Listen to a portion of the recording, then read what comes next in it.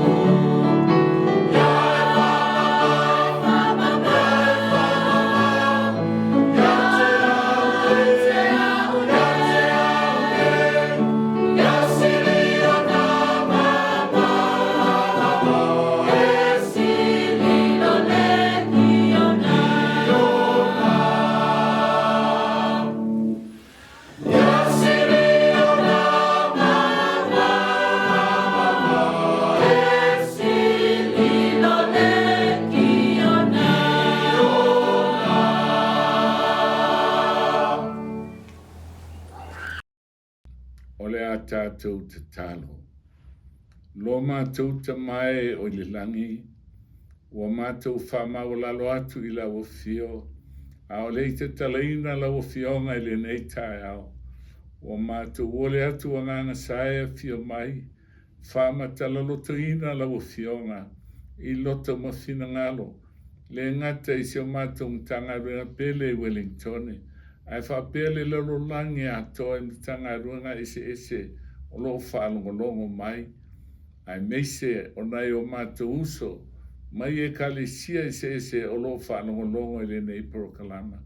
A lofa le lie pai ati eilo wanganga, whaafeingo fieina ma whaamalmaina, I lo lava suafa Iosua wala utuai. Amen. Patal fatile mamalu o tātou mtangaruenga I Wellington nei, po Central New Zealand, ia ailingante lea o le mamalu o le kalesia I o nei tuefia o lalangi, o e olo whaafonga mai ma whaalongolo mai le nei prokalama. Ia meise foi, I lātou nei o tātou solo tāua ia I lātou le fionga le tua, ma lātou whaalongolongo mai, o le whanau le tua I so se kalesia, pe so se toeaina o iai, o e alo lofa I le tua. Faafeiloaiga tua I le suafa man malolo tātou tua, ma le tātou titalo. Ia ve ia le nei suenga le nei tae aulo na sapati, o se whamanianga tele, ia I tātou o e olo sa ili le fionga le tua. E iai le mea o whai sa tani I tātou. Fe vaivai iai e kalisia, mo latou teltononga. Taitai ale nei tau la tātou ai I le mea ua whai e le tua I le maua lunga o lona alofa ma lona le lei anga le lei ia I tātou umalava ua avea matangata soifua I lunga o le whangai ele. Ole e tele o teimi o le soifuanga tātou te mafo whaupanga e le eiso tātou avanoa I le langi. Aisea, ona o I tātou o tangata anga sala whai maitusi o whaata oto e pa u whaafitu lea mi o tonu I le aso I tasi. Ai le ngata I lea, o le moli maua tuspa ia, wa anga sala tangata lava, wa leo o le vi inga mai le tua. Wa le lasi so tātou I aise wha moe moe. Peitai, o le tāua le nei, o le tai au nei, o tau tala whaapitoe le kalesias fitu o le toe fia mai. O le upo le fia ngā le tua, o e ngalo I le aso na e talia I Iesu whafonga. I o ane tolu whaupa sumna leona, u whapea lava o nā alofa mai o le tua I le laulangi. O ia fo ina mai ailo nā alo pele e tau tasi.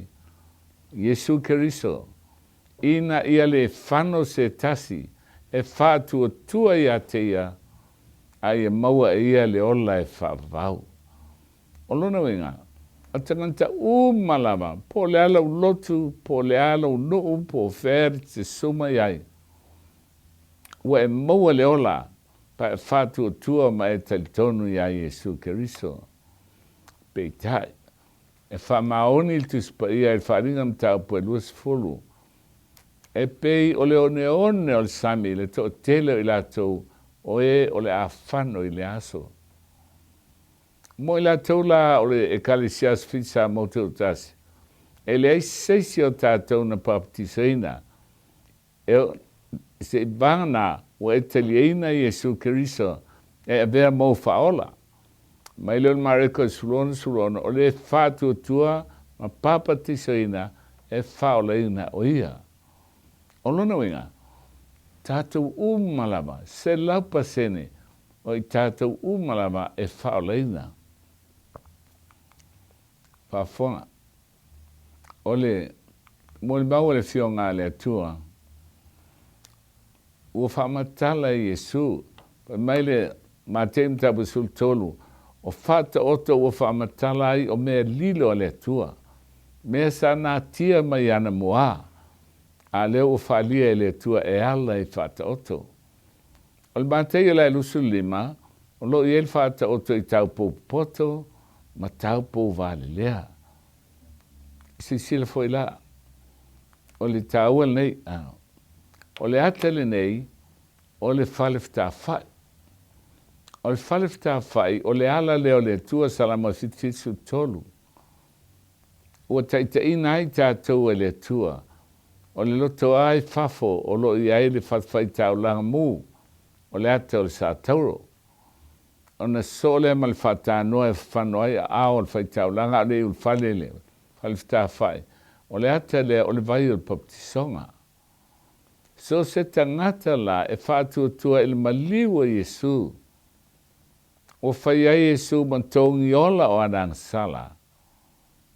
Mo le mautis pa ia o tau a mi o tonuina. O lona winga, o le tau a ele sa o a mi o tonu, ale a mi o tonu kerisa o wha ofu ai a te oe. Ona o le lofa tu no le tua. Ona iai lea, o le wha moenga o sila mai le tua, wa le iloa o tātou leanga. Ai na o le a mi o tonu se laupa sene alo tātou tua. O le e lua potu o le me whalewhtāwhai. Potu mua le me silin pa ia, le lo utu tamtau o lo utu anga vale. O le me silin pa ia o le ata le langi e ele mo malu whase kina. A le tu anga vale, o lo iai le ata o le me pa ia. E me tolu, lao ai, o le areto i le whawhiteina. Ai le ngantai lea o tunga la me pa fitu le tu saute.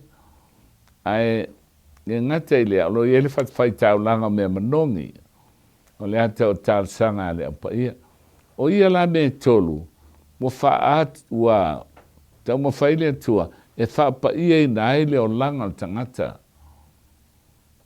o lona wenga o tu ina mai le nganga pa ia ia i tātou o na ia suia o tātou o langa na mata le na tāua ia i tātou o le atua tātou te au ona iai.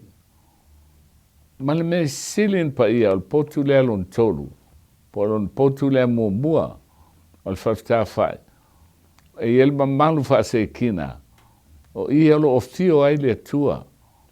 E le ao, ma ia le ao whaniu tua lua e ai, i le pō, o le afi whaniu tua. Na malmalama ai ma whamafan whana ina ila ainga o Israelu. O i foi la, e tau o le glorification, po le afa pupula ina i tātou, i le aso e fio mai a Isu. Peita, i moli maulu salam le whalingam tau po e lufu mantasi. Pai mai a fio mai Isu e fio o mai taui. Taui o lea, taui e o i la tau ua wha ato o toeina, e ala i le whamsinonga. Lea la e iai le whai tau langa lea o mea manongi. Ai tasi ale aso e tau ai o le whai tau langa o le whamsinonga. Le aso le tau o le aso le tongiola. Ia sisila ta lia lo Yesu e ala le. Te tonu ilo na sa tauro, whaatu tua masala mo papatiso, mo whaleina oe, mo tau oe o le tangata mea tonu. O na ur whale le mea pa ia, o le ata lea, o le kalesia le tua. O ila, wa fio mai aile ngā pa ia mga lue, ia whaato o toina mai ia suia a tole o langa. Ona iailea, le righteousness imparted, po u whaapopo mai le loftu noa, o le atua i lau soifuanga, whaato toina i oe. La sanga lona tolu la, righteousness perfected, o whaato toina, ngā luenga le ngā pa ia, ta uai oe o tangata mi o tonu, e se lau pasene. Te ofsili atu, o le ale umi talu na elotu. Ma tai te loa u whaaleina oe. Tai aula nei, o lea i te loa. Faafea ona e loa. Mua la tātou a vaile, e le tai aula nei. O le sapati o le tua. E le Roma e lima whapsufitu ma sulvalu. A maulau tispaiana e whaitaure i ai. A wā a whai o tō tasi na māloa i le oti i le angasala al tō tasi. Sili lava na māloa maola e ua maua le whaulai mai o le lofa tū noa. A toa ma le mea lofa o le amia tonu lea o na o tō tasi a Yesu Keriso. tau sifi e tele i o tau sanga. O te whapeane lo loto pangalea. E le eisa o choice. E le eisa o filfilinga. No wola mai awa ola mai male angasala. Angasala a tamu ma eva. E angasala tue uma tātou. Le eisa wha moe moe. A o le neila. Wo mai nei i le teimi o le ola. E le fea. Ona whano tātou pe a le whatua tua mausta i le tua. A whafongan tātou le truth. A Roma le 5 sufitu. O ti uma tātou uma. Ona o le angasala to tasi. Ma lo le o ti le angasala to tasi. Haupe, e soewe mai. E sili lava maro mai maola e o maual faula i mele luftu noa. I le mea lofa le ami tonu lea ona o to tasi i Jesu Kirisa ia. Si sile fa psulan o le nei foi. Fa peo na fa salaina o takta lava i le angasale tasi. E fa pe foi ona ta uami o tonuina o tangata lava. I le ami o tonu al to tasi. La tu te ola ai. Ia sisila. O mai le oti ona atamu. Taluai whanau mai tātou a whanau atamu. Ai i le teimina e tali a Iesu. Wa e whanau fōwinai. Ma tau ai o le tangata mi o tonu. Taluai la mi o tonu a Iesu. Wa u fiufi ai o e mau.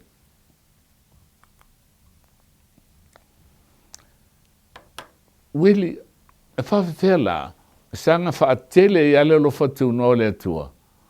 Le nei se asa tātou upura mai ono wha momola. Tātou ne nofo pe e la i le angasala i whaatele i le lo fatu noa. Aua nei whaapea. O i tātou o oti le angasala. Pe whaapea feo tātou ola pe i ai.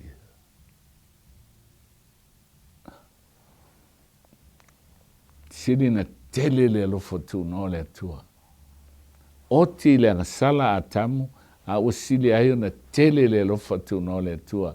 E o laita ngata malava, o e fatu tua i ateia. O le alea, a reko sulono, o le fatu tua ma papatisoina. E ve sea lea, pe whaaleina lea. But he that believeth not, o lena te le te tonu, e whaafanoina lea. O lona winga, o le se sena, o le te tonu ia Keriso, ma le te tonu. A te li tonu ia Jesu Keriso, te papatiso mai ola ai. I tae la tar whaafonga mpea. Ia whaafonga mai la tātou. Tātou male kalesia asfisa mo tasi mai Amerika e tau i Australia. E le aise se tātou e oti ona ole angasala. Aisea, ale woman te tonga Jesu le angasala tangata. Oi, ai Faafeagaiga na whaorinat na iloa e ola tātou. Tātou mai ola, wa tau ame o tonu tātou. Ile ia Jesu Keriso o ia leisa na angasala. Sisila lua le Korinito e 5 lufutasi o ia ele aisa na angasala. Wa failea o ia maanga sala. O le sui o i tātou. Ina ia ave i tātou maami o tonu o le tua. A Faafeagaiga na otil to tele o tanganta ia tau whalinga pe o leoneone o le sami. E ala na oti. Ono o le vale lea. E ala na oti. E le ono o le lava le lo fatu no le tue whaole nai. A e lava. A le lava le teritonu i le tua. O na oti ai lea. O le tetila nei whaafonga. O le taiau nei la whaafonga. Ai se i whaamatala i Jesu. Ia le tanganta le oti. O na o le whaavalvalea. Ia. Sisila.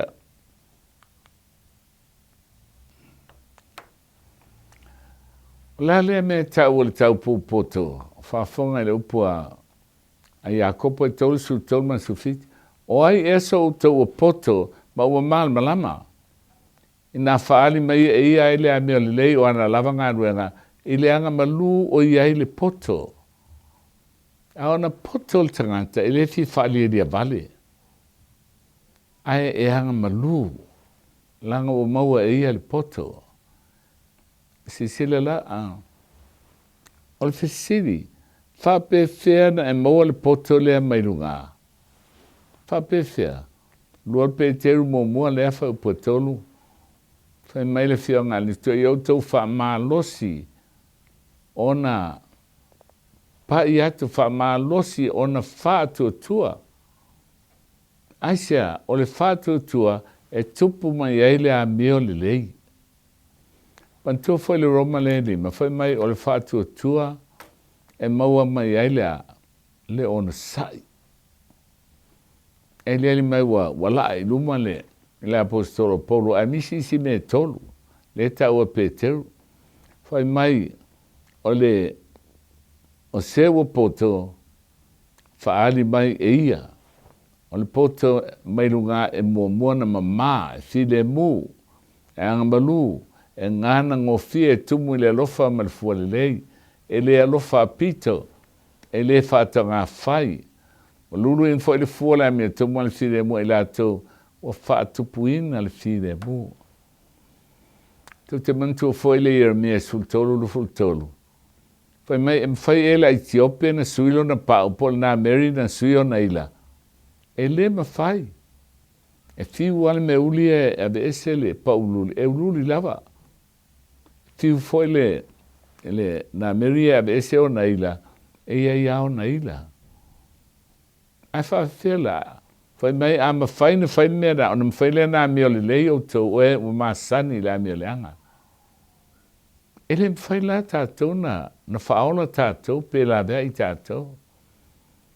Ai o le alme tupu. Fai mai ai wha maa losi le whātou tua. Ona e maua lea o le amio le lei. Na whaali mai e ia ai le amio lei o ana lava ngā luenga. I le anga malu o i le poto. Whātou tua amio le lei poto. O le awala le ale atua e te mawai awa asila amio le lei poto le ngau ia ona sai. Ele o ele ona sai. Pa ele uia me ia e tolu. Amen.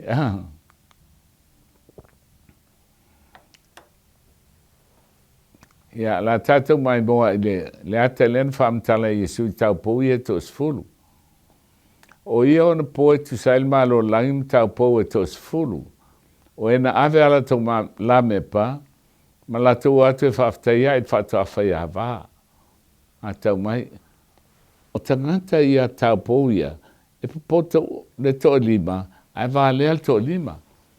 Al vangane wā lea, e ave ala tau la mepa. O la fo imumu ala tau la mepa.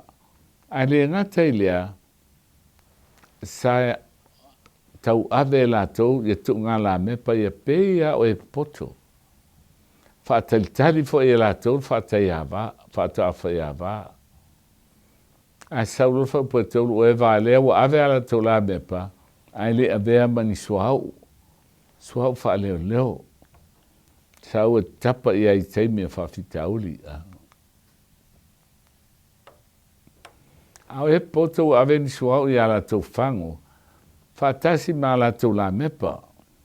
O tuai me whata whai awan tau whai tui momoe leo i la tau uma. Ua momoe lava. O lele winga o le mea. E lieli mai. Na momoe male tau pou ia poto man valea. Momoe male se furu. Ina u whatuai mai whata whai awan. Ale se sena. E te ia ele au poto o lai ai whangsua u whaleo leo. Ia nanto i teu a la mepa utu sina whangsuau. Alvaena, lea vālea, e tango atu, mo lea ise whangsuau, e leis whangsuau whaleo leo na umaia. Ona eisi lo lea, e hape au mai mo mātou nisi mea, whatau mai uiwal pae. ai sautali tu ai le o ia da bo uma mau teu ala teu la mepa fai atu leo e vale e pota umani au tau soau ma matou wale ama mate a matou la mepa au tali mai e pota whape mai na i le lava i e matou mautou ai le no tau ate whatau mai ai ni ha au tau e fo i mai whatau lea ua tapuni le whaititoa la tau e u whatau na o leo i la tau e whatau ai fo i mai ua whatau ua umateimi u tapuni le whaititoa ua tuai e mulmuli ana no mai leo i stau po whape mai le li ai e talatu pui mo i mātou a ua tali atu o ia whape atu e moni o whaiati a te utou talo whae o te le i loa o tau ai sea moe aile i moe mana tunatu moe aile i moe mal sauni moe ele ini fangu sua u whaleo leo o le sili la o ana fangu sua u whaleo leo wala ai loaile senga le poto ma le valea si sila tātou lea ile se senga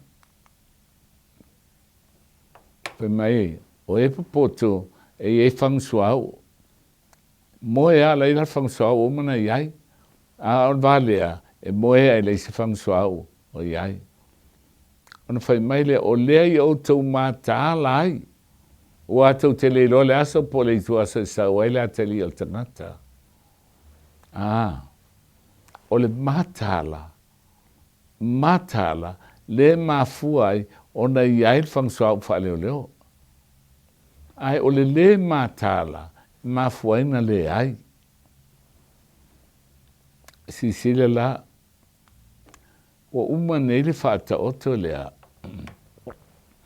peitai o tula i mai nei le la asanga lona lua o le ata lea o le mea paia e lua mon mau paulo mon mau pe teru fa pe fo ia Ioane ia o le afanga ina tautanga mai ai i le mele tupu mon mau le apolo ele tusi Roma le lima fa moa e o le lua o le nei o tawami tanuina i tātou whātua tua o le o tātou le lei ai ma le tua ona o tātou li o Iesu Keriso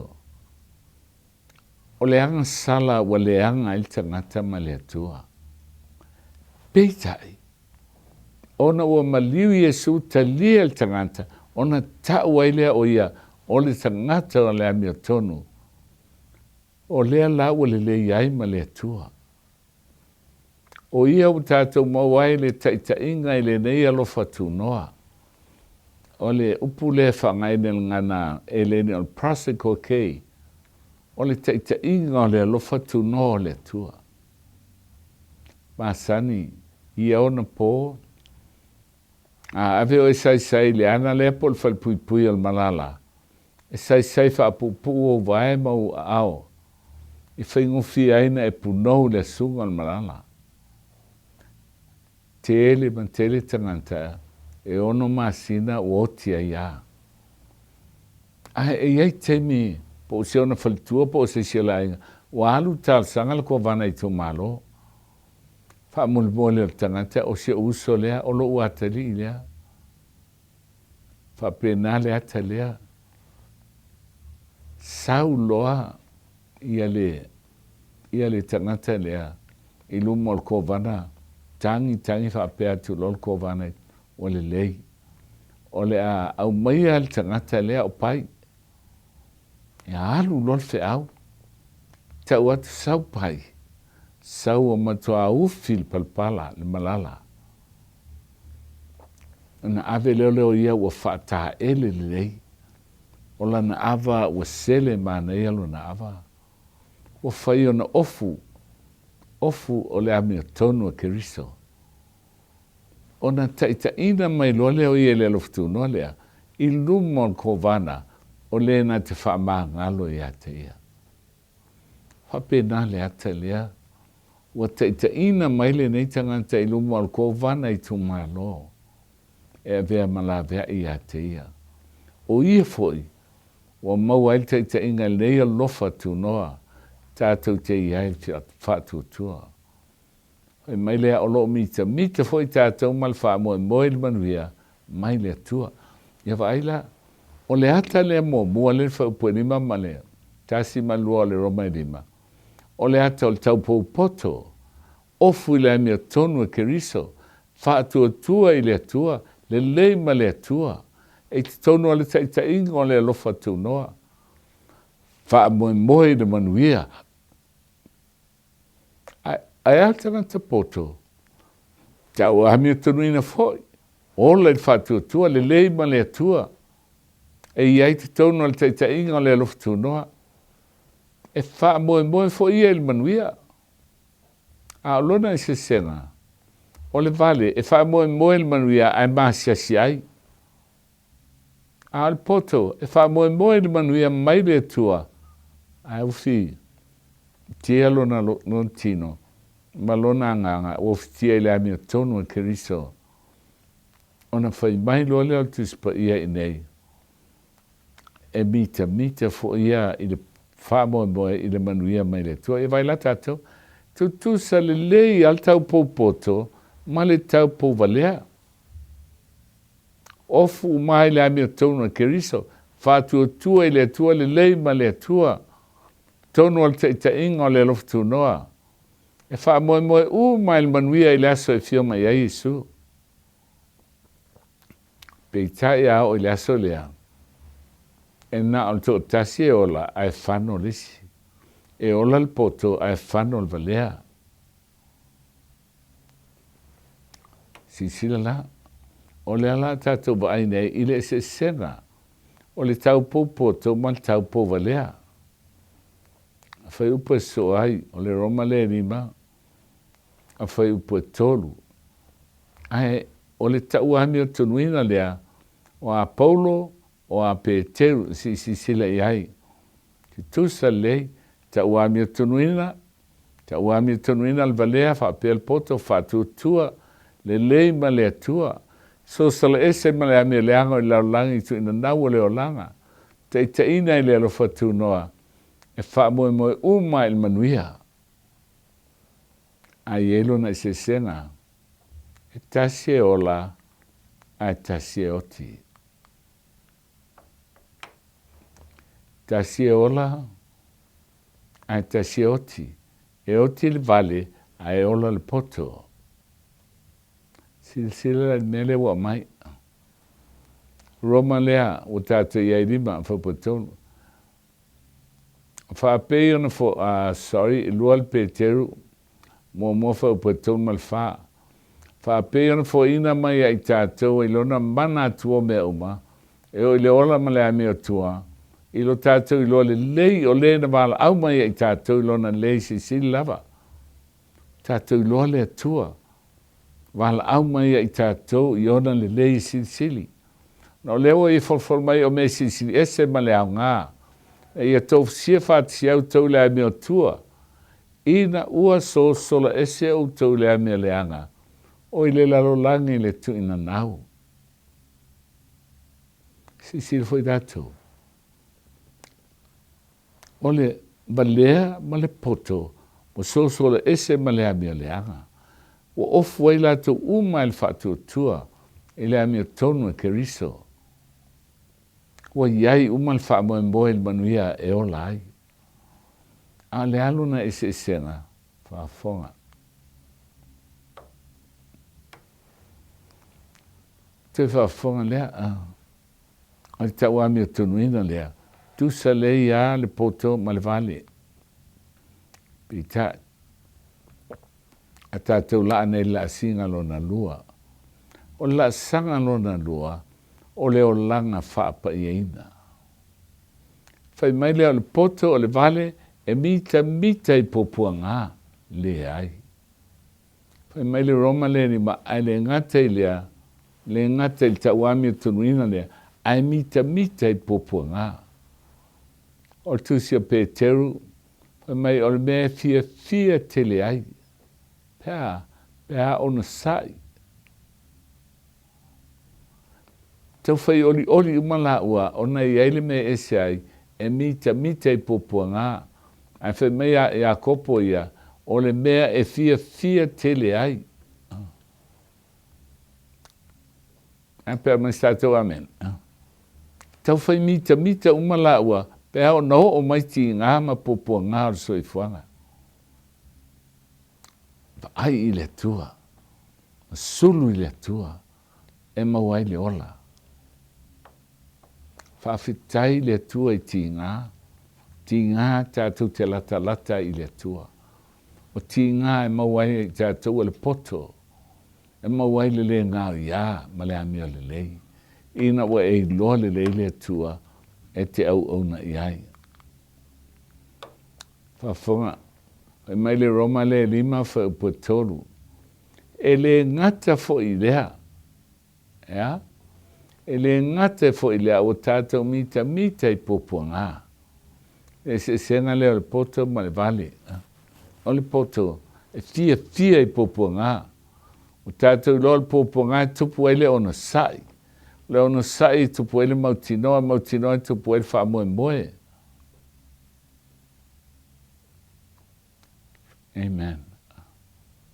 O le wha moe e le mai, langa o le wha moe le mua.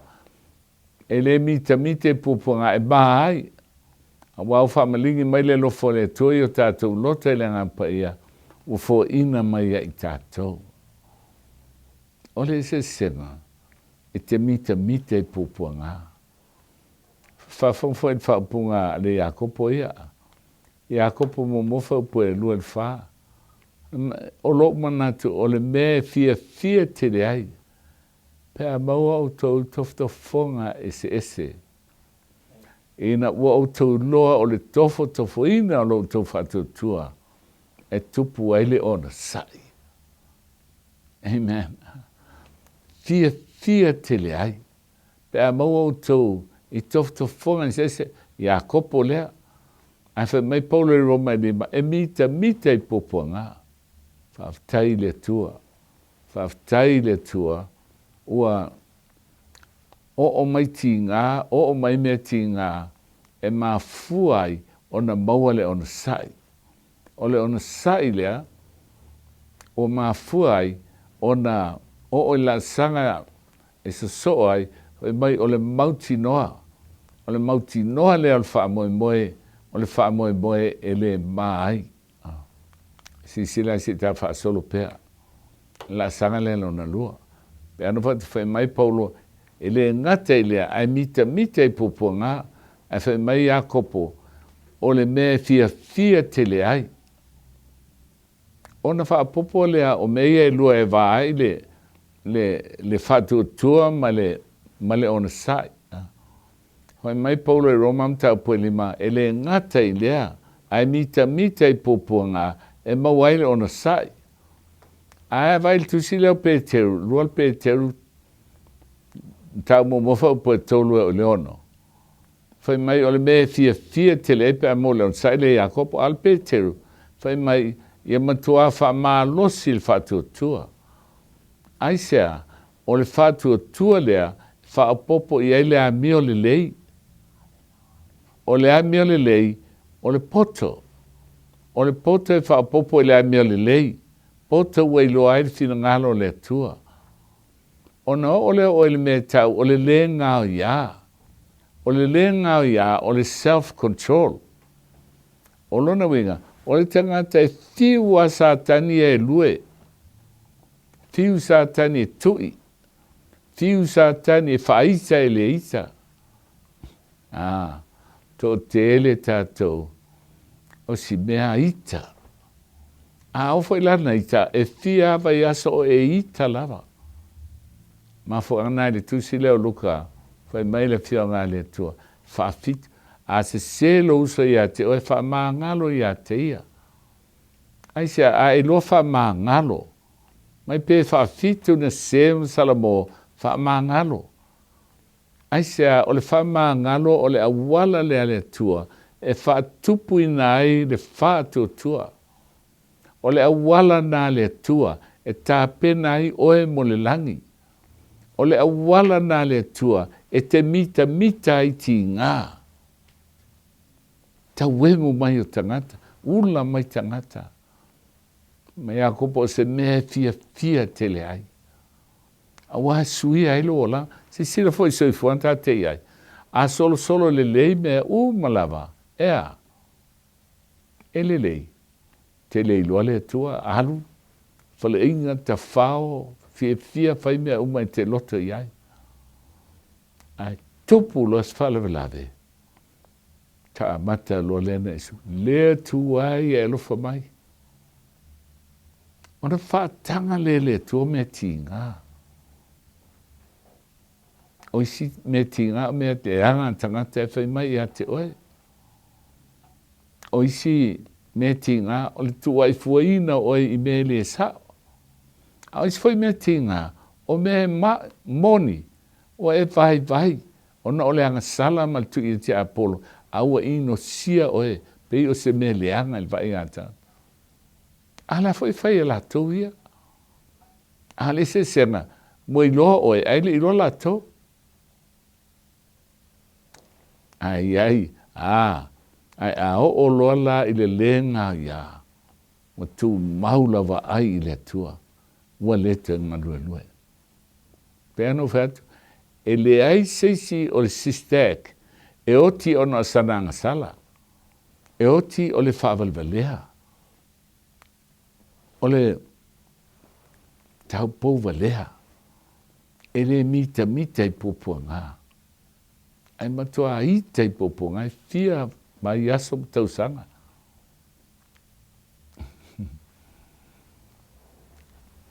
O te iloa o tātou uma e iloa ita ilo tinga. Ai whaitau le e whesom tau pui wha. Whai mai a ita aua ne ngoto le la o e ita pea. Aia, whaamangalo. Ale whaamangalo. E te pai ai il kikelima ua lunga lea o le ono sai. Le ono sai nai tau le ono sai e lau paia. Mai foi tātou le tele i o teimi. E tau loa lava le whalinga le so fasu lua. O le mene waila ono sai lau paia. O le mene waiai e tausi polo inga. Tia i lole ono sai e tausi polo inga. Ai mua le ona sai. O lo nui e leise au ngā lau tausi polo inga lea. Pea ele mawal ki ke li maua lunga lea o le ona sai. Le ki ke li lea e te mita ai. Po a mea tangata e whai mai. O a mea le lolangi e whasang tau mai a te oe. E te mita ai. Leanga e te iloa ua whaamanga loina oe. E te mita ai. A wawa e iloa ma e mauti noa. Ua e loa Iesu kerisolo wali i malau whaola. Ona e alofa le tangata ita mai. Whaamangalo i ai. Tangata e anga leanga mai a te oe. Ua i loa salamo. Whaamangalo i ai. Ua vea oe tangata e lenga ia. Ua e maua neile ono sai. Ia maila le maulele pe terufai mai. Ole ono sai. Whaapopo i eilea mauti noa. O le mauti noa, o le whaamoe e le mai. Nanga ele au wālea, e whaamoe e mai siasi Lesona. So o ilo lea, o le onusai ma le a mio atua. O lau a mio, o le ngata na mio le lei, au a mata na fōlinga i le atua. O na o lo le vanga muni o le alofa i le auso, so lo ma le alofa, le akape, le alofa moni le tua. Mai whai tātou. So stangantai alofa i tangata pe a le lei mai. Ele se mea le anga, se mea le lei. Ai ala pe anga le anga mai. I la te la ai lunga. E alofa mai, e te alofa i tangata anga le anga, pe le anga mai, pe le lei mai, e te alofa oe, aisa, langa o le tua lewa i ate oe. Ona le mawhai le satani, ona lote oe pe whaise me i ate oe, a wa ua mausa li lo whatu tua, ma lo wha moe moe. Lua pe te mo mofa po lima o leono. Fa popo lea ile a meho tua. Fa popo lea lofa ile uso. Fa popo ile lofa ile uso loa lofa. Tangata le lei, tangata leanga. E te iloa lofa iai. E ele, le maule pe te ue se tau a whai mai. Fa peon fo ina mai ai tātou ilona mana tua mea umai o ai le ola ma le a meo tua. Ilo tātou ilo lei o lena wala au ia i tātou. Ilona le lei e sili lava. Ona o lea wei e folo mai o mea sili ese ma lea o ngā. Tofu sia whātia o tau lea meo tua. Lewa e o nei ilona lima o lona ono mea. Fitu alofa i tangata le lei. Alofa i lo uso. Awa i e uso. Fia tau sanga o lo lotu e pei o le tino e tasi. Ai se lo leisi e le lo so uso. Ai sea e tele i tai a e o iai. O la ai lalo le fatu tua. Ai fa maangalo pe asalamo pe a faise i a te oe. Ina o tau social ese le ami o leanga i lau langi. Tu ina nau mata, tu ina nau al tino. Ma le whaalia lia vale o le holanga. Ia, whafongfoi lau te whamanatua tu le whamtalanga o le whailea a Peteru. O le mele o tau mtua whamalosi ai lava. Whaapopo le ami o le lei whatuatua, whaapopo le poto i le ami o le lei. Whaapopo lo le le ngā iai le poto, on whtai mawale o le ona sai. I le lenga ia, whaapopo iai o le ami o tua foi. Whaapopo iai le on sai. E tonu mea tāua e vai le taua ami o tunuina ma le on sai le tāua e roma. O mea nai tolu ami o le lei poto ma le lenga ia. Ia, sisila la. Se i tātou vai poto. O ai se o tau poto o malama. Whaali mai e ia lea, a mi o le lei. Langa a inga le lei tātou poto, ma le a mi o le lei. Tangata valea e a mi o le anga. Langa e valea. Whaali mai a te lai o ana lavangāruanga i le anga malu o i ai le poto. Ai a whai a te o tau whina o le anga ma le misa i o tau loto, so i al mita. Awa foi le pelo e whaale ngai le pumoni. Ta uwa lea le pumoni a te oe. Po au foi. E leo le poto le nei waris fo mainu ngā. Al poto la langi al mea whaaltino. O le wha te moni ia. Ai sea e le sea lofa o i e le poto nā. Nā le ata e o sa tani le tātou wālea. Wa al mea i elme tau o ma le misa. Te awau a inga. Ma mea leanga uma. Al poto mai nunga mo mona mama fide mu e ang malu e ngana ngofie tu mu le lofa ma de fu le lei e le lofa fa pito e le fa tanga fai si se le va mun muni o le fa ato toeaina le lofa tu noa e peru le sfulu fa po sufai o le sumalvalu. Foi mai o maliu ke riso na faato o toeaina ai tātou. Paua naulo na maliu. Wana le toi sila fia tātou ang sala. Sufai sulvalu. O mol peteru fa sulfiti o le sulvalu. Foi mai ona po nei e o mai aile whamsinonga le ainga o le atua. O leo tātou iai teimi o whamsinonga, pāsia loa wha ato o toina i tātou. Pe o te lau whaafe, ai luma na ile fio mai o Iesu. Fio mai Iesu e mai taui. Taui a o tangata o e na wha ato o toina, ile whamsinonga o e ola. O moel pe teru lima a lona whaupoiva. Whai tau iei, whai mai a mausali, mai a whawaina lo tō whatutua. Se i whaato o toina na i o tō uso i lalangi. Tātou. whaato teina la sālon tolu al whaatanga. Mafo angana i wharinga su whasu tolu, te vai amu ia woti o le lii, e amata i neon po, tangata na vea le whi amun muri. On whai meileo le whio ngā le atua. Awa o alatou ngā luenga ti ngā, o alatou malo loi alatou ngā luenga ti ngā, o alatou ngā luenga foi, e muni mai a te ilatou. Mai leo momol pe teu lea lima fa walu, iau tau whau tauta, iau tau mātala, no leo whai o tau mana filial te apole, o te aloi pise leona tangi, sa ili se tasi aina, iau tau te ia te ia, ia mausa lilo o tau whatutua, ina o tau loa, le alme wei loa, o lai tau whaato ina me ti ngai lo o tau auso, o ila langi, e lua me alofa le tua.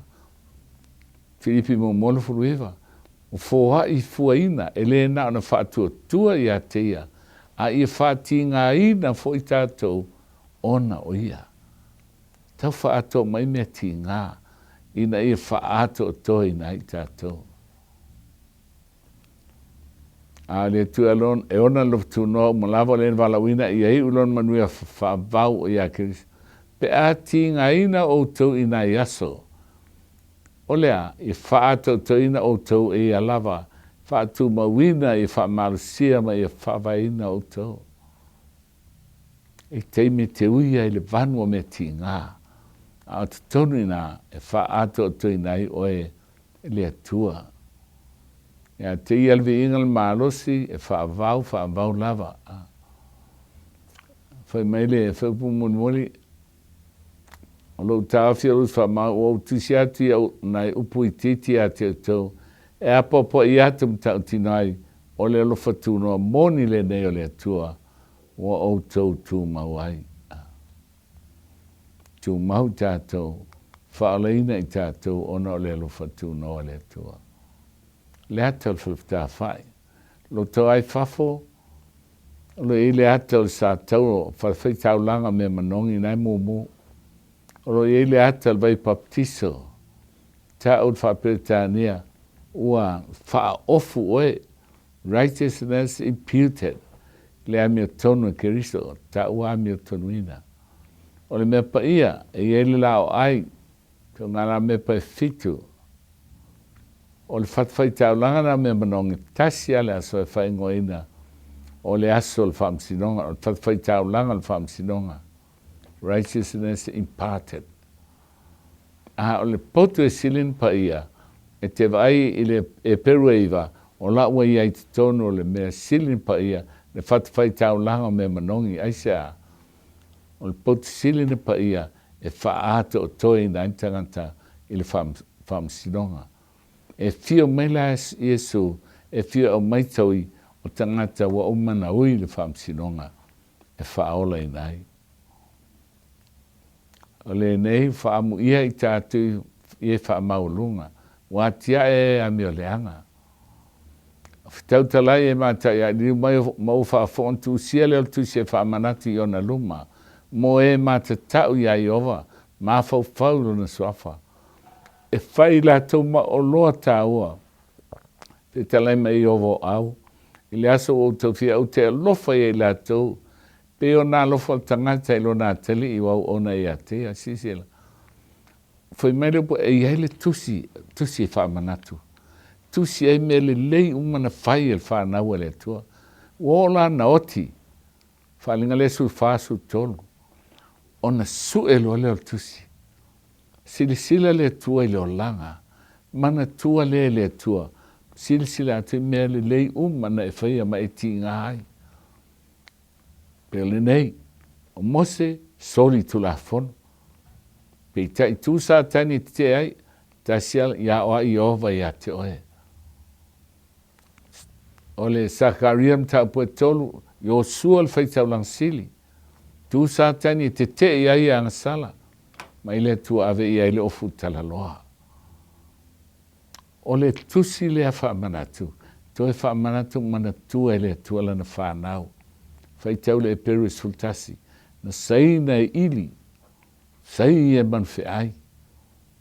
ai fai mai ele i maua la tōla mea na wha fola se i vāna o maua wha atasi mai tātou wha msinonga e ola ta wha ato toi nai o le nā lale aso me wha mswa no tau loa lea ese lea mi o tonu ma lea mi o leanga le vaenga leanga sala ma le leanga sala ai ma le siva senga ese lea wa ona i le tua tau po poto ele i alo ma le onanga i le tua en fai ma le fia mita hai ti ngā hai e fai tau ia o se me sili ona le lei ma le wa le au na ia te ia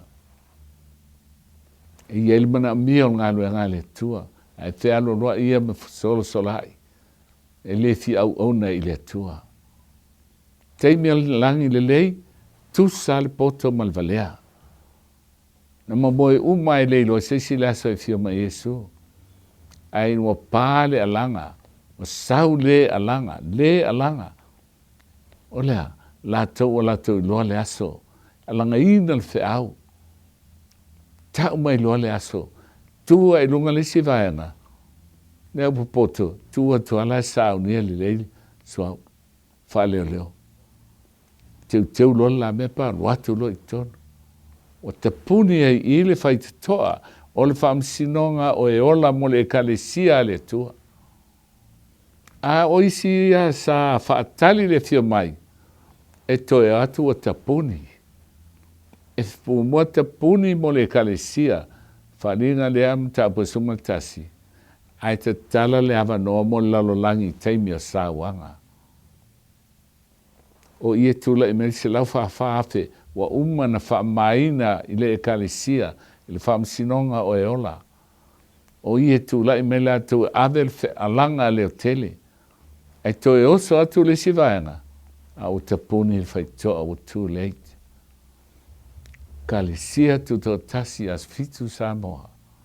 O lou awa noa lea. A maua le awa noa. Wa le taimi. Lou awa noa le te whiriwhiri ai. Pe avea o se au auna i le atua ma le loto. Kolo se tolu luful tolu. O se na au auna i le atua le teimi al langi le lei. Ai au ona tu ngā matangi ma pe au. Ona e le au auna le atua. O le apuno taua o le au whil tātou talo. Lo mātou tamae o le langi. O le mauma onga leo mātou loto. Ia vave mai le na aso e matala ai mawa noa le langi. Ai a fio mai lo no. A fio mai whaatasi mai mātou. Tunga mau i le aso tele te fio mai ai. Whaafetai Yesu lo walofa. Whaafetai lo wanga le lei. Ia vi ia lo suafa e whaavavau lava. Amen.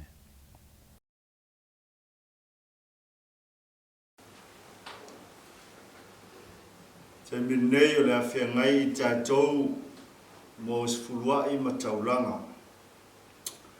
Pe whaoa le tangata mea le atua, a o tou whaoa o mea, a o tou whai mai, ni a ea o mea ua mātou whaoa. O tou whaoa mea sefulua i ai a o tou mea, a toa mataulanga. Ua matua whawhanoina o tou o le numalama. Wawo o tou whaoa o mea.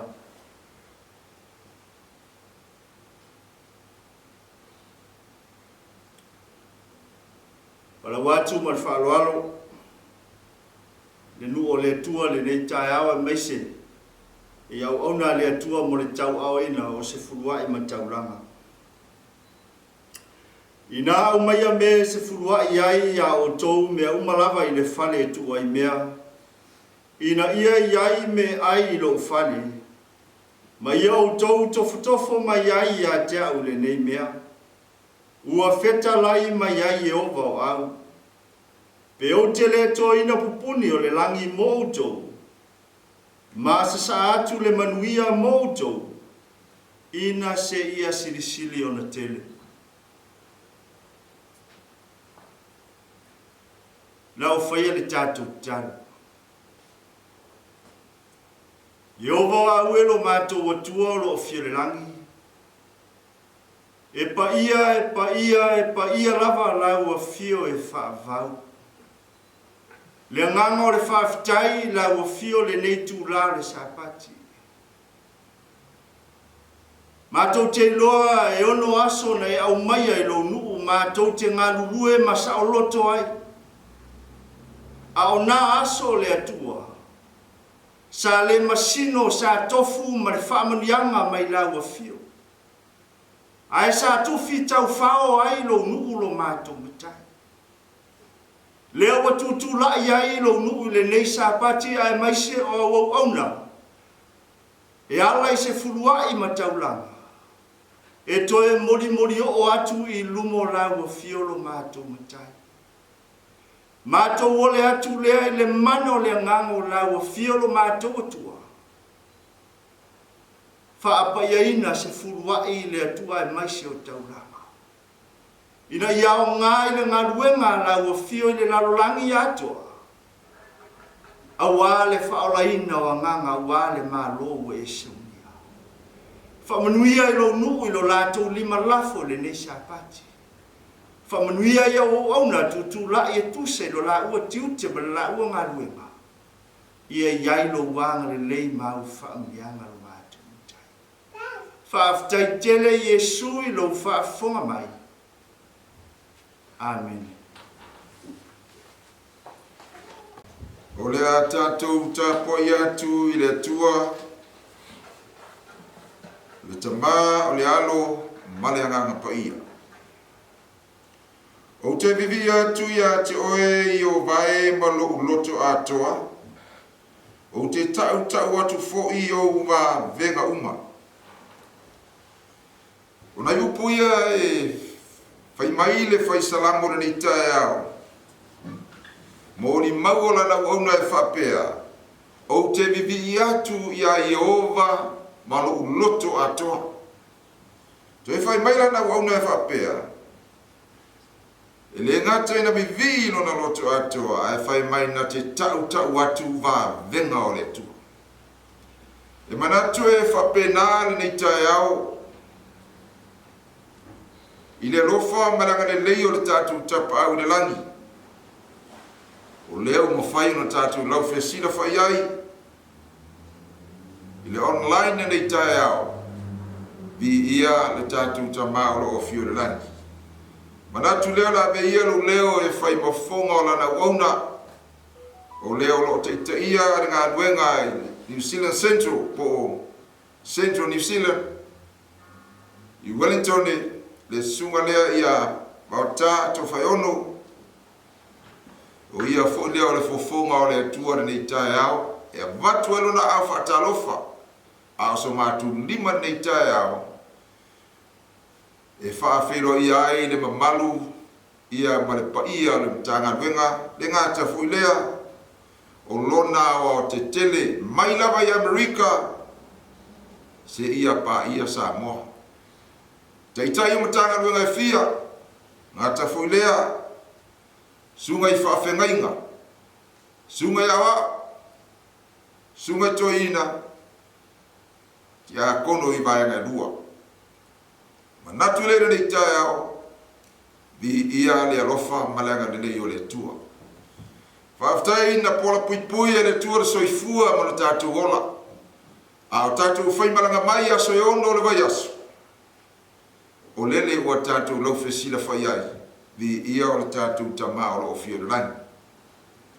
Manatu nei tae au, e Faafeiloaiga atu, i o tātou ainga o se uso, o lo whapena o na sila mai mo mai lunga o le YouTube nei tae au, penga o tawhailangi, e ala i le tātou sauninga, i o te Faafeiloaiga atu, vi ia o le tātou tamā. Vea rosu mai o se whamanianga, tau sia o sapati o le tua, ua tātou si tai a te ia. I la tae au, tātou tu fatasi o tau finangalo mo tātou loto. Ia e ala i le nei sapati, i le wheau o le alaunga ina ala na wauna. Le ngata foi le whangaloina o na u Faafeagaiga atu. Le sunga le Taitai Aoao tatu Ngaluega Aoao ni lalolagi. Sunga pasta la imoana Willie Papu. Whamalo le tauata. Whamalo le onusa. Ni Ngaluega matai. Le mātou te talo. Ia le leile tua ma whaafualoa pere soifua o le sunga le Taitai Aoao. Ia awale te itaina o le tatu Ngaluega i le lalolagi atua. Faafeagaiga atu i le whaletua po tina o Ngaluega. Ia po le masiofo ia tiana nei tai ao. Whamalo i lau vai mawhai. Whautuaina o nana uauna o lea ua mafuai. O na manu malo o le Ngaluega le tua. Pei o na tatu au na ai nei tai ao. Talo i lau fio. Nei tai ao ia whapena o nanga le leile tua. Whamanuia se whiau la tatu whalongo e nei tai ao. Ia alu ma le mana le whinangaro tatu matai. E ai ai na isi anganga mo le langi ma le ola e whaavau. A taimi nei, le atuina atuloa le abanoa mo le pese o le tatu launga. Faafeagaiga.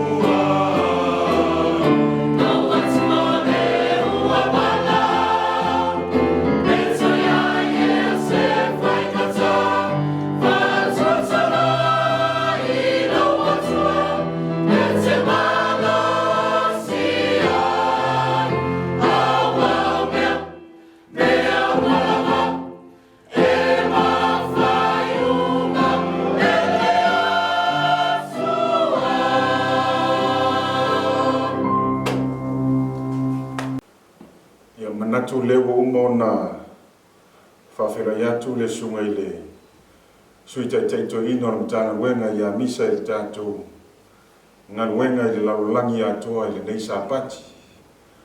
Manatu le o le toe whaalavelave tusa o le Faafeiloaiga o matangofi i le nei taeao.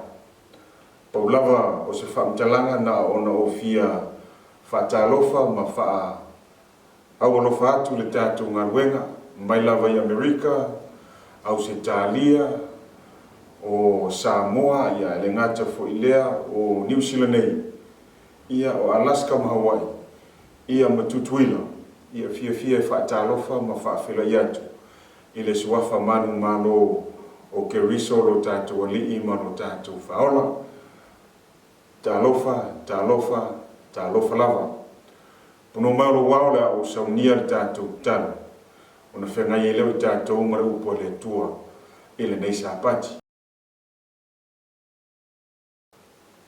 Au sauni lo nuu e whaafofonga ma whaalongolongo po le aso finangalo mo i mātou le nei taia. Mātou te vala watu i le nganga pa ia lo mātou fesoa soani sili ma le whamao. Ina ia whapenao na whamanino ma whamala malama. Whawhaingo fie o na ofi lo finangalo. Io lātou loto mo mātou finangalo lo mātou tamai le nei taia. A vea le nei whiau o se whiau e toe whamalo si airono. E tusa o lau wala au. E tusa o lau ngaruenga o e filifilia ma wala wina ai mātou. Iso se tafa o le nei laro langi o lo mātou au mawai. Whamanuia le whaafonga lo nuu le nei taia. Whahau pengaina lau mea whai ngaruenga vai ma le whaatau waa. Whanganganaina e tusa o au penga whalelaki. A wale whaaleoina o lo finangalo mo i mātou le nei sapati. Whamanuia le whaafonga se o mātou watunu pele o Samoa. E lo suafa i Iosua ole ma wala au atua nei. Amen. E ese tusi o le amoa mai ai le whea o le atua mo i tā ua i le nei sapati. O te mana o tātou te liliu iai. Le tusi a Jeremia lona mata upu eiva. A o lona whai upu e lua se furu ma le tolu ma le lua se furu ma le wha.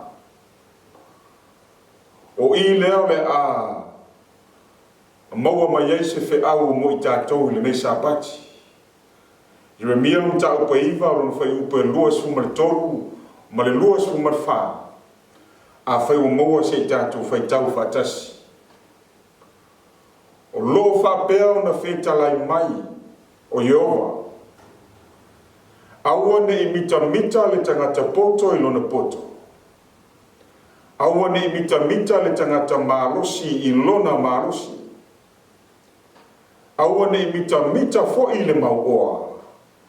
I ana o loa, whai upe lua sumalwha. A o le mita. Ia mita ia o ia i le nei mea. Ina ua ma fau o ia. Ma ua i loa o a o lava o Jehova. O le whaia le alofa. Ma le whaamasinoa. Ma le ami o tonu le laulangi. A wā o mea ia o te fia iai. O loo whetalai ma iai oa. E pa mai se wamene. O i le tusi lea a le profeta o Jeremia i le nei taia. O loo moli mai ai. Ia se lapata inga po o se langona o le atua i lona nu. O i ua au mai ai e le atua. Ia po o whaatomuina e le atua lana profeta o Jeremia. E tusi upu i le tusi ma whaamatala atu i lona nuu o sauta. O i ua au mai ai se vavao a le atua mo le nuu o le atua. O le ale vavao a le atua. Whai mai le vavao a le atua i le tae au nei. Aua ne i mita le tangata poto I lona poto. Aua ne mita le tangata malosi. I lona malosi. Aua ne mita fo i le mauoa. I ana oloa. O I lea wa au mai e lea tua se fe au. E whaatonu ai le profeta o Jeremia. E ta watu i le nuu o lea tua. Aisea. Leanga i le taimi na wala wina i e lea tua Jeremia. Ua yeile mea ua tupu le nuu o lea tua. Ua yeile mea ua tula i mai. I to tomu le whanau o lea tua. O le mea ua tupu. Ua a mata ona le fia whaalongo le nuu o lea tua. I se fe au po se polo inga lea tua. Ua a mata ona le ua I maita linga o le nuu o lea tua. E fia whaalongo le upo o lea tua. Ua whauvale le nuu o lea tua. Ma ua a mata ona o ese. Ma le awala na fina ngano lea tua. E sawa vali ai. Ona whaatonu lea e lea tua. O lana au auna o le profeta o Jeremia. Jeremia toi whai atu i le nuu. Aua ne I mita le tangata poto I lona poto. Sila fia e lea tua. Ua a mata ona o ese le nuu maona ala. Ua a mata ona le whaalongo le nuu o lea tua. I le upu po le leo o lea tua. Aisea mua lava. Ua sili atu I le tangata lona atamai. Ua sili atu I le tangata lona malosi. Ua avea le tele oa. Le tele o le tamao a inga o ia maua. Ona ia le whaalongo le upo le tua. Ona avea lea. O le profeta a le tua o Jeremia. O se ave fe au. E le mo fafo le laro langi. Ai mo totonu o le nuu o le tua. Aisea. Leanga ua ese le nuu o le tua. Maala o yoa. Fafonga lau tau le fai upe lua sumar fa. Fa mai leo le tua il fai upe lua sumar fa. A o le mita. I nā mita ia o ia. I le nei mea. I na ua mafau o ia. Ma ua I loa au. O au lava o Yehova. O le faia le alofa. Ma le whamusinonga. Ma le ame tonu. I le larolangi. A wā o mea ia. O te fia iai. O loo feta lai mai ai Yehova. O I lewa au mai e Yehova le mafuanga. Ua lai o na le fia whaalongo lo na nuku. I sana whatonunga. Ua lai o na o ese le nu o lea tua. Ma le ala na fina ngalo Yehova. E sawa vali ai. O le ale mafuanga. Ua manatu whaamaua lunga le tangata. E poto atu o ia I le tua. Ua manatu whaamaua lunga le tangata. E sili atu lo na malosi. I loo le tua. Ua avea le tele o ana o loa. Ua avea le tele o le tamao a inga wa ia maua. Ua ia vaai maua lalo ai. I le whato nunga le tua. Ona whamaile o le tua Jeremia. Faafeilonu. Aua lava ne I mita le tangata. I lona poto. I lona malosi. E o lava I le tele o mea na te maua. Aua lava ne I mita ai le tangata. A o tahua le fe au le taau nei. Whamaile atua. A o le mita. SISDAC. Mita o ia. Ina ua mafau o ia. Ua ia I loa Yehova le atua soifua. A pia mai se wawe. Fafonga o tau le upo le atua. Jeremia fitu. A o lona fai upo lua suma le tolu. Ma le lua suma le faa. Fai mai le upo le atua. A o le mea lava le nei. Na o poloa I atuai. I a te I lato ea. Fafonga. Ua whape atu.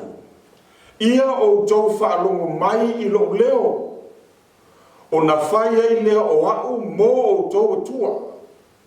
E whai foi o tau mo no. Ma ia o tau sava vali. I le ala uma na o poloai atuai, ia te o tō. Aisea, ina ia manuia o tō.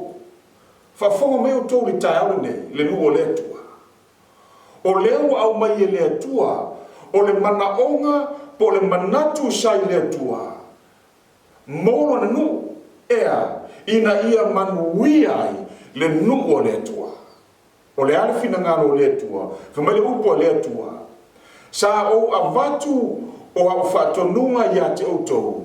Ina ia tō whaalongo mawhai. Le ngata i lea. Sa o mana o tō te sawa vali i le ala o te whaatonu atuai. Ia te o tō te sawa vali ai. A o le mea o tūlai mai. Whamai le whamtalanga le tua. E le ngata tō te sawa vali le ala o te mana o ai. A o le mafua anga. Ia o tō manuia ai. A o le ale me o tupu whai upa lua sumat wha. A ua la tau le wha longo mai. Ma ua le wai mai o la tau talinga. A ua la tau sawa vali i ma whauwhaunga. Ma le whina vale.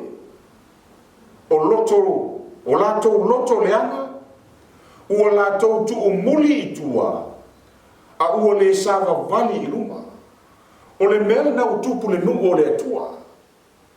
Whamai upo le atua, se na o mana o te wha manuia i lo nu.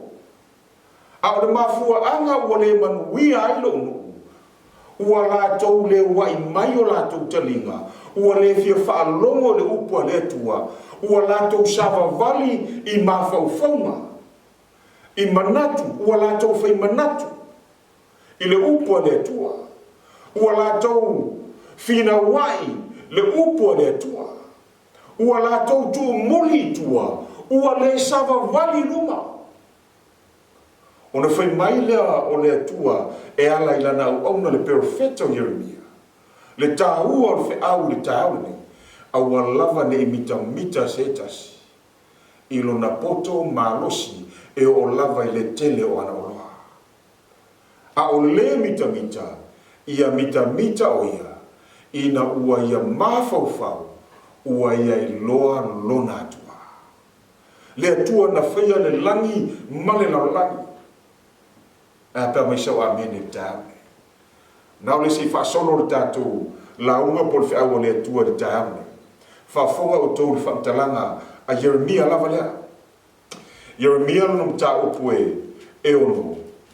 Ia o lona whai upe suma fitu. Whaafonga o tau le whaatonunga po le upo le atua. Ua o tō fia fo i tangata wā ai, mō o tō. O e o whaapea mai, i nā whaalongo ia i le leo le pū. A ua la tō whai mai, mā tō te le whaalongo ai. Whafonga o tō i le meo tupu le nu o le tua. Whina ngalo le tua i lona nu ia sawa vali, mausitai i le whaatonunga po le alo Iova. E manuia ai. E tamau ai ngai.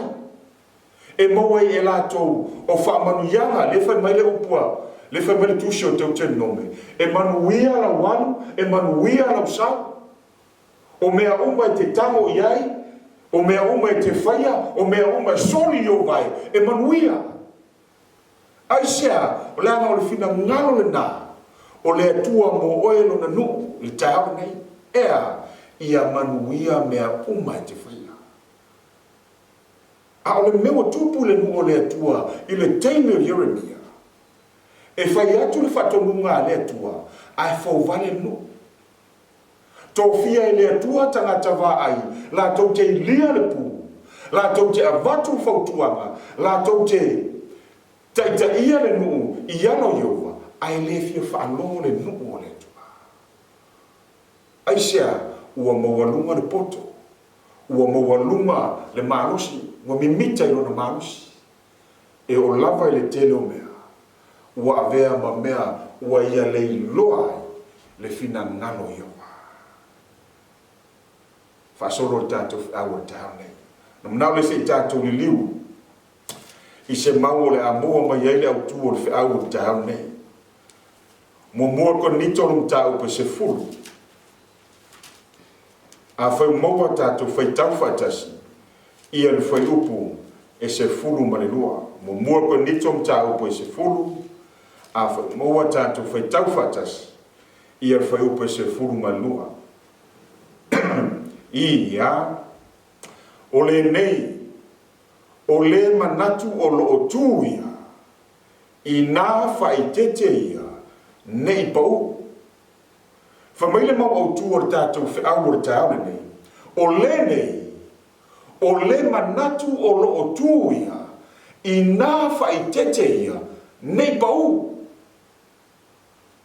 O le anu inga o le whautalanga, o le whautuanga lea al apostolo Paulo, i le ekalesia i Korinito. Sila fia le leie Paulo, a le whai tete tangata o Korinito, a le whai tete tangata o le tua, e ele teime vai vai ai, e ele teime to ilano ai, e ele teime pau ai, o na au mai lea le apostolo Paulo, o le whautuanga mo le ekalesia i Korinito, o le nei, a whai o e loa, a whai o e manatu, o lo etu, ia e whai tete nei e pau.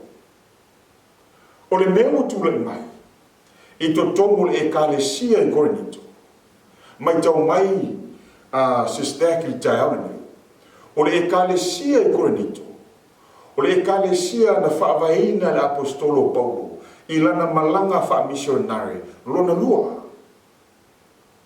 E tusa o le ti e lima fitua na i le lima vau, na whaatuina i le ekalesia le i Korinito.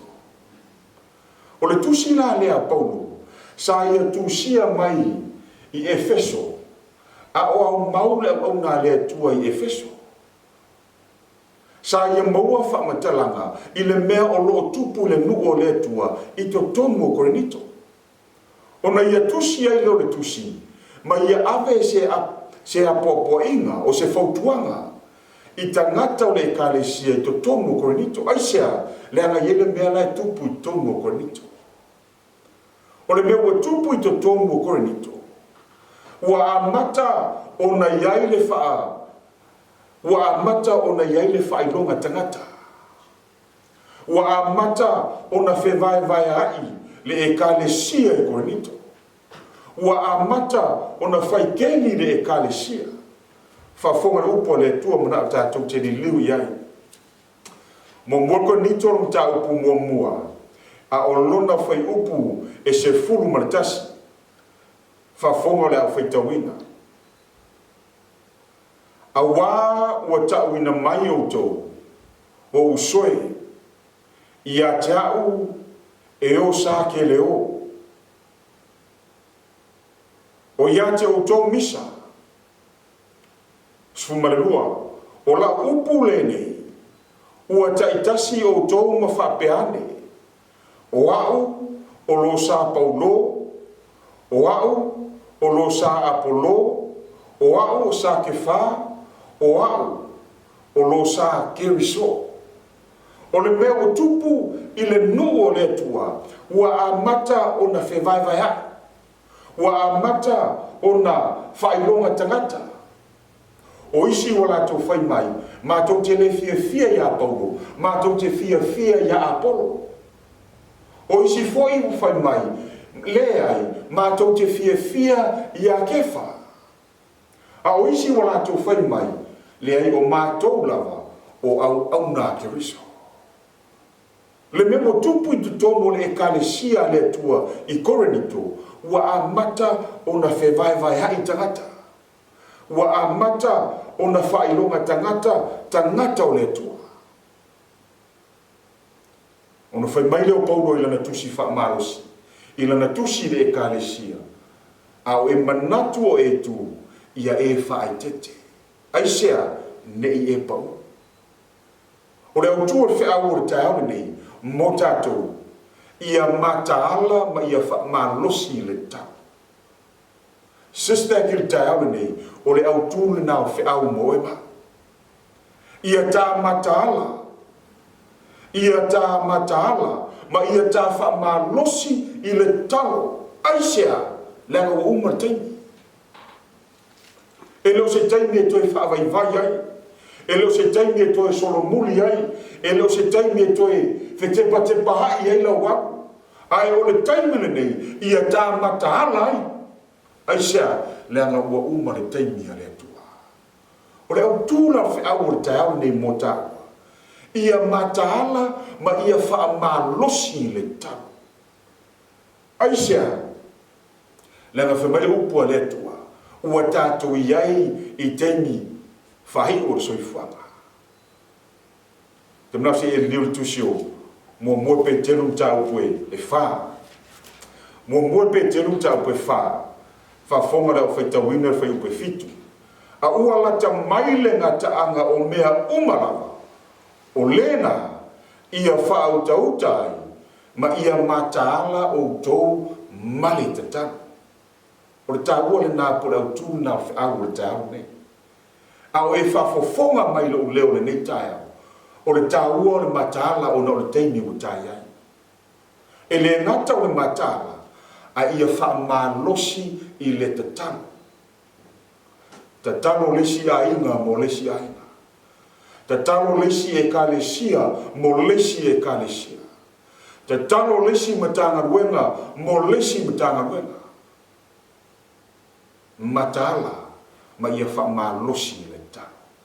Whafonga o tōne me o tupu ile nuo le tua e tōnu koe nito.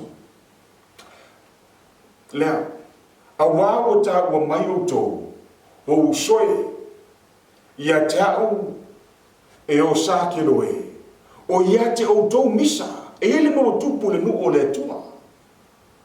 Ua a mata na vevesi le nuo le tua, ma ua a mata na whi ainai le nuo le tua. E o I lamona ma manatu o tangata, ua a mata o na vai waina, vai toluina, vai whaina. Aisea, le anga whamele upua le tua ia Jeremia, whaile nuku, aua ne mita le tangata poto I lona poto. Ua mawhau ma manatu I whole lava le tangata, e leai, e siri ai lona ata mai lo lesi o nauso. Ua iele la mona I tonu le ngā ruenga le tua, ua a mata o na whewai hai tangata. Whamele au tua le wheau le taau nei. Mataala, nei e pau. Mataala, ma ia wha malosi le talo, aisea, le anga iele teime te la ngona I le vai. Whafonga tō le upu le tua. O la upu le nei, ua taito atasi o tau ma whapeane. O au o lo sa Paulo, o au o lo sa Apolo. O au o lo sa Kefa, o au o lo sa Iosua. Ua amata o na vai manatu o tangata. O le mea sa tupu le kalesia I Korinito, SISDAC I le tāuna nei, ia avea o se fautuanga, ia avea o se apopoinga, ia avea o se luinga ma se fautuanga, mo tāua e tusa o le taimi leo o wala uinai o maa ue le tua. Whafonga upo le tua. Tusi o Roma lona mata upu e sfumatasi. A whai moa se I tātou whai tau whatasi whamomore. Ia le whai upu e se fulu marfitu. Se ia o le whai upu e luas fulu whafonga le au whai tauina. A whai foi na ngawi ese nisi o na la. A o oe o le olive vau. Ua wha pipi ina oe ia whaatasi mai lātou. Ma ua tofu whaatasi mai lātou. Ma ua tofu whaatasi mai lātou I le pongai ma le sua o le olive. Whaupe sumarvani. A ua e te whaasia sia I ona la. A whai foi e te whaasia sia. Ia e manatu. Ua le ola le pongai I a te oe. A ua e ola I le pongai. Tuk te sila fioto. O le mele tupu I le ngaruenga I totono Roma. Ua iei tangata ua latou manatu wifo lava. A le iei latou e le tupu maola ngaruenga le atua. A le iei I se me whai re kalesia ua mala le ekalesia o le tupu o le manuia le ekalesia po galuega le atua o le mea le tupu tonu o le ekalesia Roma ai au mai foʻi le taeao lenei o se luʻiga ma se fautuaga mo taʻua leaga e iai foʻi ia tagata i totonu o le galuega a SISDAC e manatua a le iai latou e lē manuia galuega a le atua e apea mai seu ame faafoga le upu o le atua aua e te faasiasia i ona la a fai foʻi e te faasiasia ia e manatu ua le ola le pogai ia te oe a ua e ola i le pogai o le ua faatusa i le laau o le olive o le ale faatusa i le ua mai e pau ua manatu ifo lava le tagata e mafua ona ola le laau tulou ona o le lala a leai le lala ua le ola le laau o le manatu la leo tupu tagata o le ekalesia Roma a leai latou e lē manuia e lē ola e lē tupu le laau a mai totonu le ekalesia le atua e iai tagata a manatu i folava latou a leai latou o le lala e lē manuia galuega le atua e apea mai seu ame ae tāua le mauautu o lenei taeao manatu a oe o nai te tu faitete i le teimi te paʻu ai e leo le la e leo le laau e leo le lala e manuia ai le galuega a le atua o le atua e manuia ai le galuega a le atua tāua o le feʻau o lenei taeao mataala ma ia faamalosi i le tau faasolo o le feʻau o le atua famai le tusi o petelu ma taupu e whānu whai upe fitu a ua lata mai le ngataaga o mea uma lava o lena ia whaautauta ai ma mataala ma le te talo famai le momua petelu ma taupu lima lo whai upe vanu o se maumasani ia outou whaautauta ia outou mataala ona o le fai o tō mona fili o le ti a polo lea o lo fealualuai e sa ili se tasi e aina whamatala e le apostolo Petelu le taeau nei o le ti a polo malana vaenga e fai o lo faia o lo fealualuai e pei o se leo atani ai sea e sa ili e sa ili e sa ili se tasi na te whaavaivai. O ne tāua leo le autua le whiau o le taeau nei. SISDAC le lalolangi atoa ia tātou mataala ma ia whaamalosi i le tau. Apa mai se wape. Amen. Whafonga upo le tua. Luka sumarvalu anu whai upo e. Anu whai upo mua mua. Whamaile Luka le sumarvalu. Ua fetala yatu ia. Ua fetala yatu foi. O ia i le whata oto. Ia ina ia ta talo soo e ta tauai. Ai aua le whaavaivai. O le mana onga o ke riso Iesu mo e maa u le taeau nei. Ia ta talo soo. Ia ta talo soo. Ia te talo soo tato ma ia whaamalosi le tau. Whamai ia te talo soo e te tauai ai aua le whaavaivai. Le ainga o le atua ele nei taeau. O le au tū le nāma le tāua le nā le whiau le tāu nei. Whatonunga le atua na whai a Yeremia.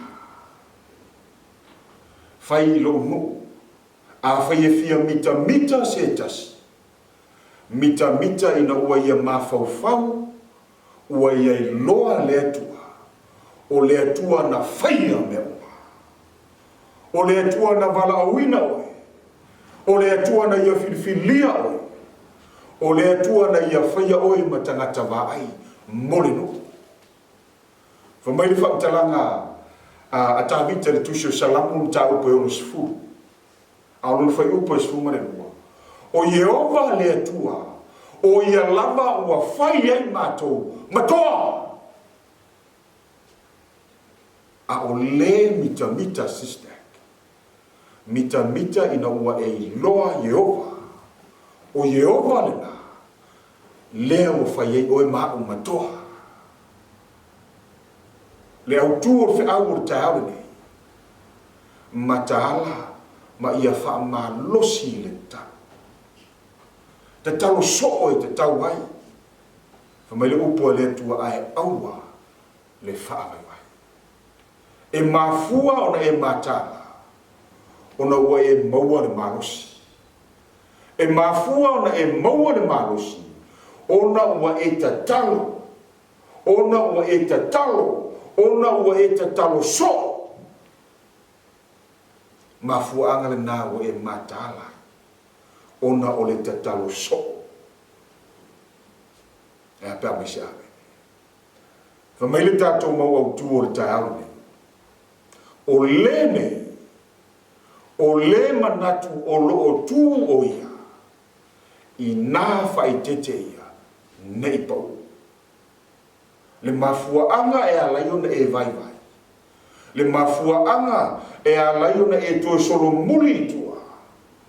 Ona ua vai lauta. Le ngaruenga le atua sa moa tutuatasi i le lalo langi atua. O le fe au le nā le atua mo i tātou le nei tai au. Mataala. Ma ia wha losi le ta. Amerika, ta talo mai mo New Zealand. Australia, ta talo mai mo Wellington. Samoa, ta talo mai mo Wellington. Tutuila, ta talo mai mo Wellington. Alaska, Hawaii, ta talo mai mo Wellington. Ta talo leisi Matagaluega, mo leisi Matagaluega. Ta talo leisi Faafeagaiga, mo leisi Faafeagaiga. Leisi toeaina, mo leisi toeaina. Leisi tiakono, mo leisi tiakono. Ta talo leisi aina, mo leisi aina. Ua tātou iai se taimi, whamele upua le atua. E le ngata o taimi e ngata ile soifuanga le nei. Ai ua tātou iai taimi pito sili o whaita. A whaia iei se mea tātou te nau iai. Tātou te whaia i le taimi le nei. O le sa ili ia i le atua. E awala i le tau. Ia whaamanuia le atua i lau whaafonga i le nei tau. Suafo Iosua. Amen. Lo mātou ta mai o le langi. Ia mawalunga pēr lo lava vi inga e whaavavau lava. Whaaftai le tua i lo alofa ma lo wanga lei. Ma whai eo na mātou maua pēr le sao tonga. Mātou te au na tuai ma le sao loto i at oe. Au mātou whaafonga i whi au le nei taia. E toi whaamanatu mai ai a te mātou. A mātou le mātāla. A mātou le whaitete. A mātou le tō anga e te tāno. Ma whaamalosi e te tāno. E ele teimi mātou te vai ai. E ele teimi mātou te pā uai e peo le mau le nei tai au. Ai whaaftailo mātou tua ele nei whea. Toi whaamalosia ma toi whaamanatu mai a te mātou. A whai mātou te mita. Ia mātou mita ina ua mātou i loa o Iova. O e lava o lo mātou atua. Whaamanuia lo nuu le nei tai au. Whaamangalo lau au auna pe a whai wale ato toa le veina o lo whina. Whaafteita mai lo whaafonga mai. I lo suafa ke riso Iosua ole mo wala au tuai nei. Amen.